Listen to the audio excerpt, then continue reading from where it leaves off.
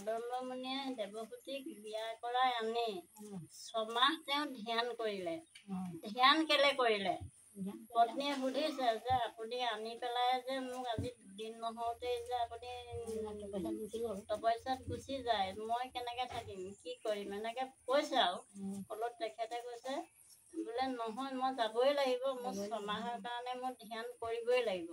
ধ্যান মানে কি? ঈশ্বৰক চিন্তা কৰিছেগৈ তেওঁ। ঈশ্বৰক চিন্তা কৰি ঘূৰি আহিহে এই কপিল জন্ম হৈছে। সেইকাৰণে কপিল মহাভক্ত। মহাভক্ত মানে নহয়, কপিল ভগৱান অৱতাৰ। 24 অৱতাৰৰ ভিতৰত কপিল অৱতাৰ।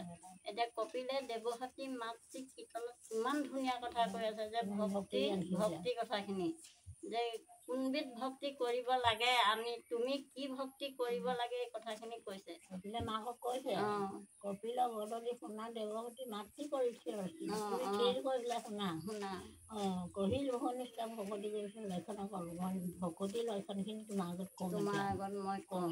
এতিয়া সত ৰজ তম 3 গুণৰ ক'লে এই 3 গুণ ভক্তি কৰিব নালাগে বুলি কৈছে। আৰু তুমি নিষ্কাম ভক্তি কৰা। নিষ্কাম ভক্তি ভাগ কোন ভাগ? আকৌ কপিলে দেৱহতী মাতৃক কথাখিনি বুজাই দেখুৱাই দিছে। এতিয়া সেইকাৰণে আমাৰ সকলোকেহে নিষ্কামী হ'বলৈকে কৈছে।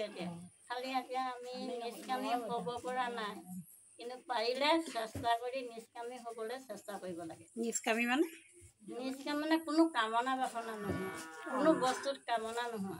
কামনা কৰি কোনো কৰ্মই কৰিব নাপায়। আশা নাই। খালি কাম কৰিব লাগিব, কামনা কৰিব নালাগে। কামনা নকৰি কাম কৰিব। আশা কৰি কাম কৰিবা, সেইখিনি সকামী হ'ল। কাম কৰিবা মানে ফল বাঞ্ছা কৰিব নালাগে। ফল বাঞ্ছা কৰিব নালাগে।